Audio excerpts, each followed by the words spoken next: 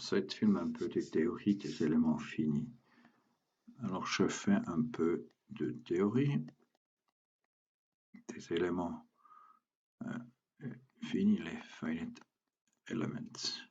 Vous connaissez déjà qu'il existe des éléments linéaires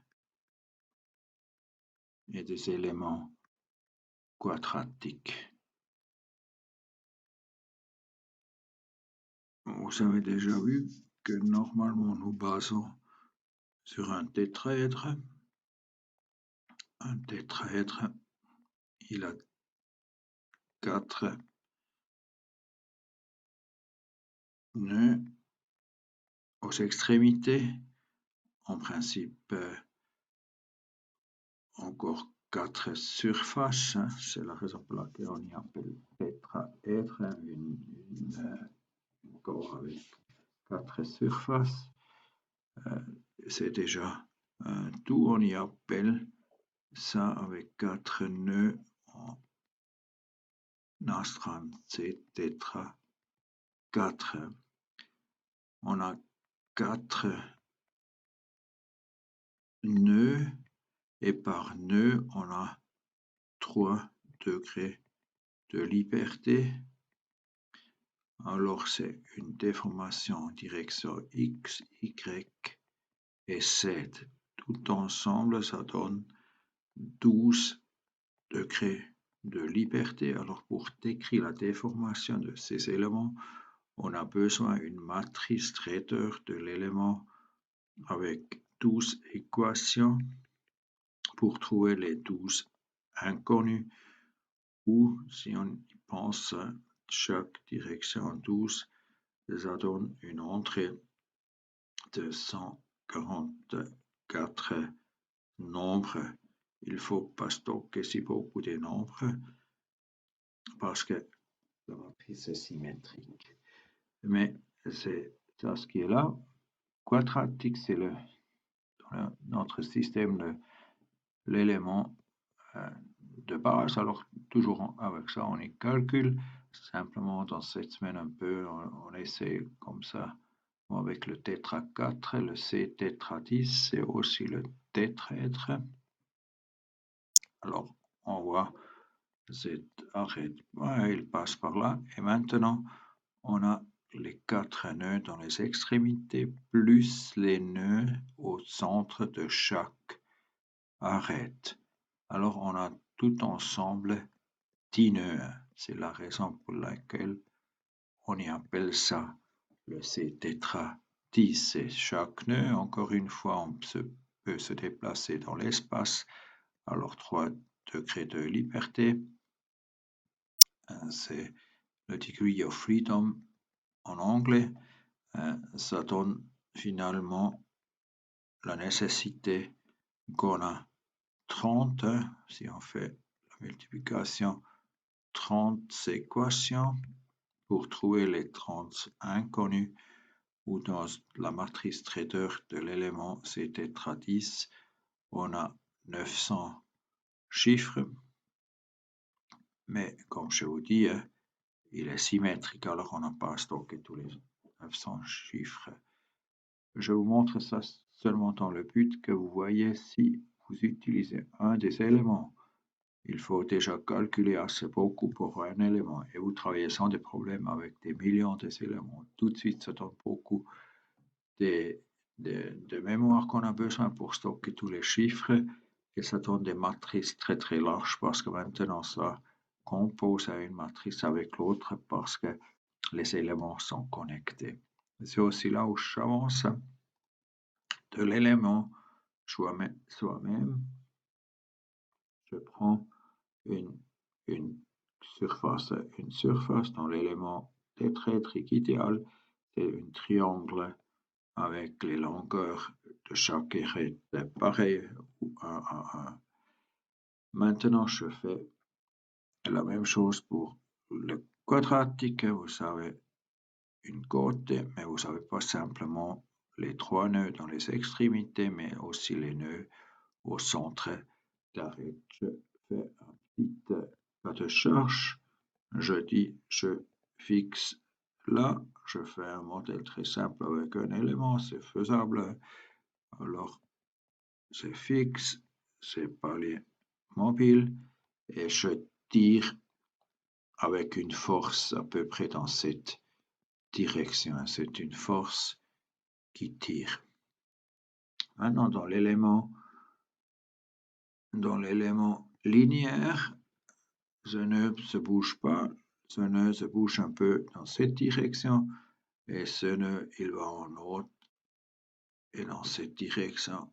Et parce que vous avez simplement les nœuds, votre élément linéaire se déforme sur chaque arête aussi seulement linéaire. Et c'est la grande différence qu'on a avec l'élément quadratique. Alors, ce nœud, il reste, lui, il se déplace un petit peu là, et ça, il se déplace dans cette direction, lui dans cette direction, lui, il va en haut, et lui, il fait ça, et peut-être ça, c'est la déformation à peu près qu'on a dans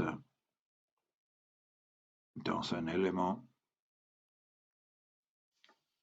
quadratique. Alors, à cause le troisième nœud qui existe, hein, on peut décrire la déformation avec un polynôme du quadratique. Et vous voyez, ça donne le nom de l'élément quadratique. C'est donné par ça. Et on y voit que ces éléments, ils font une convergence assez plus vite que linéaire. Alors, en principe, vous pouvez oublier le linéaire, c'est toujours le quadratique qu'il faut prendre simplement dans l'exercice. Vous travaillez une fois avec les éléments linéaires que vous voyez comme ça fonctionne, comme ça tourne vite. Ou en des autres mots, hein, beaucoup de calculs est déjà fait dans l'élément. Alors on a besoin beaucoup moins des éléments pour y arriver. Ici, les nombres des éléments faut être très haut, ou on peut aussi dire l'hauteur de l'élément faut être petite, que ça donne une bonne convergence. C'est l'introduction sur l'élément, hein, tétraèdre en forme linéaire et quadratique. Et maintenant, encore une chose de plus que vous voyez aussi dans les films que je vais vous donner. Si on a les éléments, n'importe où dans votre corps, hein, on a fait des tétraèdres, on y regarde de l'extérieur, on y voit toujours un tétraèdre, il touche l'autre tétraèdre, et autour d'un point, on a différents éléments, différentes largeurs, mais ils sont tous connectés sur un nœud. La même chose se passe là et là, ils sont connectés, et peut-être là, vous avez encore les autres éléments. Chaque élément linéaire a maintenant exactement un résultat. Dans le calcul, on y trouve un sigma dans cet élément, dans l'autre élément, dans chaque élément. Et c'est la raison pour laquelle les types de couleurs, c'est toujours donné pour un élément même, couleur est un peu différent l'autre élément. Et maintenant, ce que je vous montre aussi dans une film de suite, c'est l'interpolation des valeurs de sigma. On peut trouver un sigma qui est fait par la moyenne dans les nœuds. Alors, qu'est-ce qu'on fait? Vous voyez autour ici, vous avez 5 éléments. On fait l'addition de ces 5 éléments du sigma et on y divise par les nombres des sigmas. Ça donne une sigma moyenne. Alors, on y trouve dans chaque nœud une différente contrainte.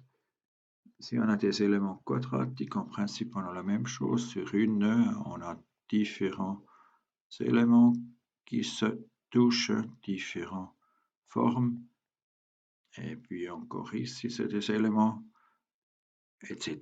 Mais je vois sur ce nœud, ils sont connectés aussi là, les éléments. Et maintenant, et sont aussi connectés un élément avec l'autre au centre du nœud. Alors, on a un contact entre les éléments.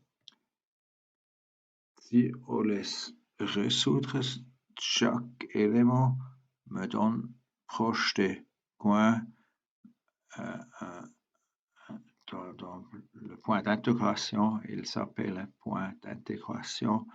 On reçoit une sigma. Alors, chaque point d'intégration, 3 visible ici, c'est triangle, surface là, et 4 dans le proche des coins dans le tétraèdre. On peut faire une interpolation et une extrapolation. Vous voyez, vous pouvez interpoler linéairement entre les différents points. Et puis, vous pouvez aussi dire, ah, j'ai ça, alors je peux extrapoler dans le nœud. Alors, chaque élément donne une autre valeur pour le nœud. Si vous faites le moyenne, ça vous donne, comme ici, comme sur cette côté, aussi une valeur intermédiaire qui est typiquement un peu plus bas que la valeur que vous avez dans les éléments. Valeur moyenne.